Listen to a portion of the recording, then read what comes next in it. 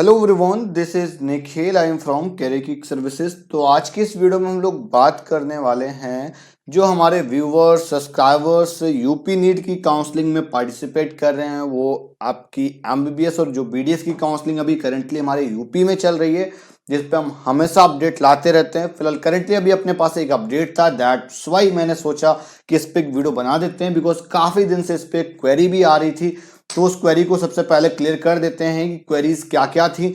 कुछ बच्चों की क्वेरी ये थी कि सर अभी तो हमारा डॉक्यूमेंट वेरिफिकेशन हो चुका है, देन अब आगे की जो चॉइस फिलिंग की डेट है वो कब से है भाई। तो चॉइस फिलिंग की डेट्स 12 बजे से भाई ओपन हो जाएगा कल पोर्टल। आज 11 है, देन कल से पोर्टल ओपन हो जाएगा। आई होप कल ये वीडियो आप देख रहे होगे। तो 12 से 14 के बीच में यहाँ पे ऑनलाइन चॉइस फिलिंग होगी। मेरिट लिस्ट उन्होंने ऑलरेडी रिलीज कर रखी है। देन अब सिर्फ जो बारी आई मतलब जो बचा हुआ है वो सिर्फ सीट अलॉटमेंट बचा हुआ है। देन उसके बाद एक फिजिकल रिपोर्टिंग एट ऑल जो प्रोसेस होता है वो आपको कराना होगा 17 से 21 के बीच में। तो जो अभी जो चॉइस फिलिंग की जो कुछ एक तरीके से रूल्स आए हुए हैं जिसको पढ़ना मतलब काफी ज्यादा जरूरी है, बिकॉज राउंड 1 वाले बच्चों को जिनको अलॉटमेंट आई थी उनको प्रॉब्लम आ रही थी कि सर हमको क्या करना है। तो देन चलिए आ जाते हैं बोर्ड पे। मैंने सारी की सारी स्लाइड और नोटिस यहाँ पर लगा रखे हैं, तो आपके लिए काफ़ी इजी हो जाएगा। और यार सबसे इंपॉर्टेंट चीज़ ये है कि यहाँ पर आपको ये रूल्स पढ़ने इसलिए ज़रूरी हैं क्योंकि अगर आप चॉइस फिलिंग अच्छे से कर रहे हैं या करना चाहते हैं तो देन आपके लिए काफ़ी ज़्यादा बेनिफिशियल रहेंगे। सबसे पहला जो हमारे पॉइंट है, हिंदी इंग्लिश दोनों में नोटिस दे रखा है। यूपी डीजीएमई की वेबसाइट पर आपको हिंदी इंग्लिश दोनों वर्जन मिल जाएगा, और यूपी नीट वाली जो वेबसाइट है वहां पर आपको सिर्फ हिंदी में नोटिस मिलेगा। देन हिंदी का नोटिस भी मैंने लगा रखा है, तो कुछ पॉइंट मैं आपको इंग्लिश से डिस्कस करूंगा, देन कुछ पॉइंट्स मैं आपके साथ हिंदी में भी डिस्कस करूंगा। ठीक है, जो फर्स्ट पॉइंट है और इस अगर यहाँ पर जो फर्स्ट पॉइंट है सबसे पहले उसको देख लेते हैं। The seat allotment slash upgradation in round 2 would be based on the second round merit list uploaded on the website. तो यार बड़ा सिंपल सा है, इनके कहने का मतलब ये है कि भाई जो अभी मेरिट लिस्ट जो इन्होंने अपलोड की थी उसके बिहाफ पर ये अलॉटमेंट करने वाले हैं, या जो अपग्रेडेशन करेंगे उसी के बिहाफ पर करेंगे, कुछ अप डाउन नहीं करेंगे। सेकंड पॉइंट ये है, कह रहे हैं कि भाई लॉगिन आईडी पासवर्ड कुछ चेंज नहीं हुआ है, जो पुराना था वही वाला है। थर्ड पॉइंट में ये बोल रहे हैं कि चॉइस फिलिंग जो है लॉक करना मैंडेटरी है, और इसमें कुछ भी अगर आपने अनलॉक छोड़ दिया तो देन आप काउंसलिंग से एग्जिट कर जाओगे, एक तरीके से विड्रॉल कैंडिडेट कंसीडर किए जाओगे। इंग्लिश में इन्होंने लिख रखा है, वो मैं आपको बता देता हूँ। After filling the choice it is mandatory for the candidate to lock the choice, otherwise they would not be consider for allotment of candidate. तो मतलब अलॉटमेंट ऑफ सीट, तो मतलब जो कैंडिडेट होगा वो वही सीट अलॉटमेंट के लिए कंसीडर नहीं किया जाएगा, और चॉइस फिलिंग जो है वो मेरिट लिस्ट के आधार पर होगी। जो नेक्स्ट पॉइंट है वो मैं आपको बता देता हूँ। If candidate if an admitted candidate fill a choice and does not get any seat, the seat already admitted to him would be retained. तो यार इनका कहने का मतलब ये है कि जैसे मान लीजिए किसी ने राउंड 1 में कोई सीट मिली थी, अलॉटमेंट A1 आया था, देन हम राउंड 2 में गए तो देन हमको कोई अलॉटमेंट नहीं आया, तो देन हमारे पास जो ये वाली सीट होगी वो हमारे पास रिटेन रहेगी। If an admitted candidate get a new college after the choice filling, his previously allotted seat of round 1 will be automatically stand cancelled, and he would not have no right on that previous seat will be allotted in the round 1 of counselling. तो इनके कहने का मतलब ये है कि अगर हमको राउंड 2 में कुछ A2 अलॉटमेंट आ गई, देन ये वाला सीट ऑटोमेटिकली कैंसिल हो जाएगा, और हमको राउंड 2 में जो हमारे पास सीट आएगी वही सिर्फ कंसीडर किया जाएगा। नेक्स्ट जो पॉइंट है हमारा, उसके कहने का लॉजिक ये है, the candidate who are already admitted in a college need not fill the same choice as their already admitted college। ठीक है, तो इस पॉइंट को थोड़ा सा अगर आप लोगों को कंफ्यूजन हो रहा हो तो आप इसको हिंदी में देख लेना, आपको पूरा का पूरा पॉइंट क्लियर हो जाएगा। अगर हिंदी में हम इस पॉइंट की बात करें तो चलो एक बार दिखा देते हैं कि हिंदी में कौन सा पॉइंट है इनका। ठीक है, तो देन आपके लिए काफ़ी बेनिफिशियल रहेगा। आई थिंक ये वाला पॉइंट है, ये तो सारे पॉइंट हो गए हैं, आई होप ये वाला है।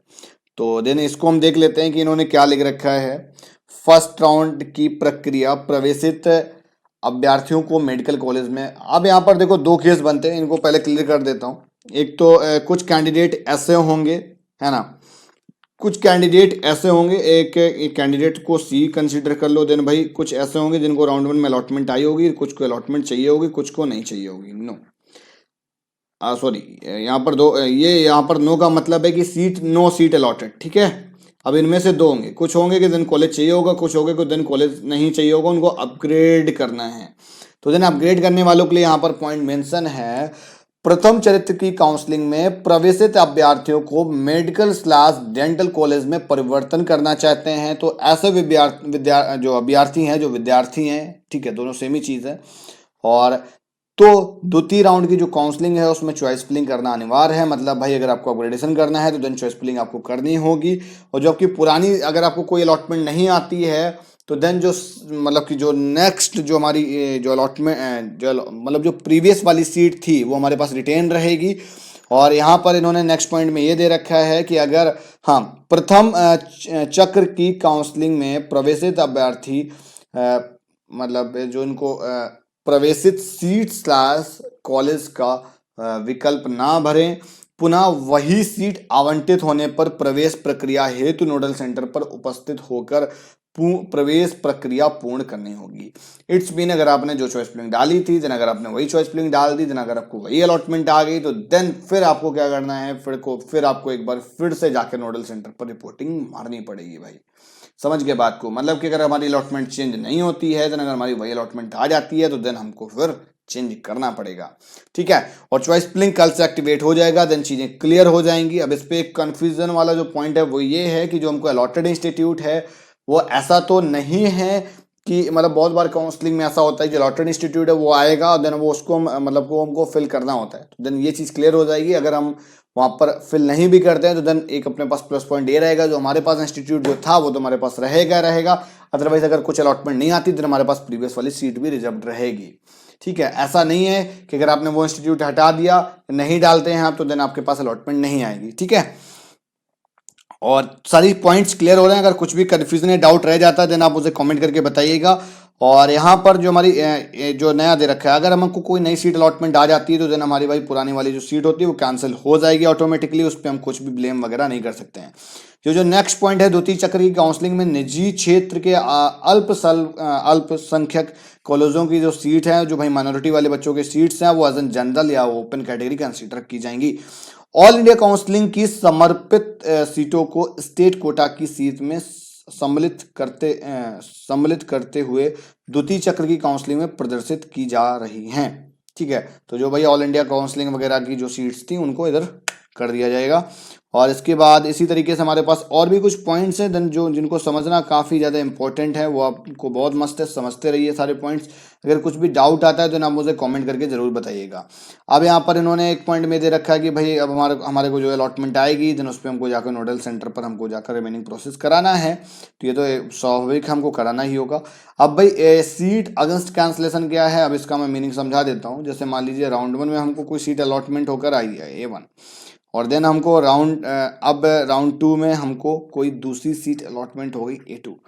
तो देन जो हमारी A1 और जो A2 की जो कैटेगरी होगी, मतलब जो अलॉटेड कोटा सीट होगा वो सेम रहा होगा, देन तभी अपग्रेडेशन पॉसिबल है, अदरवाइज अपग्रेडेशन पॉसिबल नहीं है। वो हमारी कैटेगरी सीट पर अलॉटमेंट हुई हो या सब कैटेगरी सीट पर अलॉटमेंट हुई हो, देन वो तभी अपग्रेडेशन होगा जब हमको यहाँ पर मतलब कोई एक इंटरनल चीज़ है, जब अंदर का, जैसे मान लीजिए PWD थे हम, तो हमको यहाँ पर PWD का सीट मिलेगा, देन तभी हमको जाकर अपग्रेड मिलेगा। एज एन ओपन पे तो हमको अलॉटमेंट आएगी ही नहीं, ठीक है। और यहाँ पर भाई जो दे रखा है, द्वितीय चक्र में से आवंटित अभ्यर्थियों को प्रवेश प्रक्रिया, भाई यहाँ पर डेट दे रखी है 17 से 20 के बीच में आपको जाकर पूरी की पूरी फिजिकल रिपोर्टिंग करनी है, कॉलेज अलॉटमेंट ले लेना है अगर आपकी अलॉटमेंट आ जाती है। और जो सबसे इंपॉर्टेंट चीज़ है, upneet.gov.in विजिट करते रहना, updgme.in पर भी विजिट करते रहना। हम आपको मिलते हैं फिर किसी नेक्स्ट वीडियो में, किसी नई जानकारी, किसी नए अपडेट, किसी नए रिसर्च के साथ में। तब तक के लिए बाय बाय। वीडियो पसंद आया हो तो लाइक करिएगा। कुछ भी गाइडेंस चाहिए तो रजिस्ट्रेशन लिंक डिस्क्रिप्शन पर है, रजिस्टर करो, हम आपसे जरूर कांटेक्ट करेंगे। सी यू।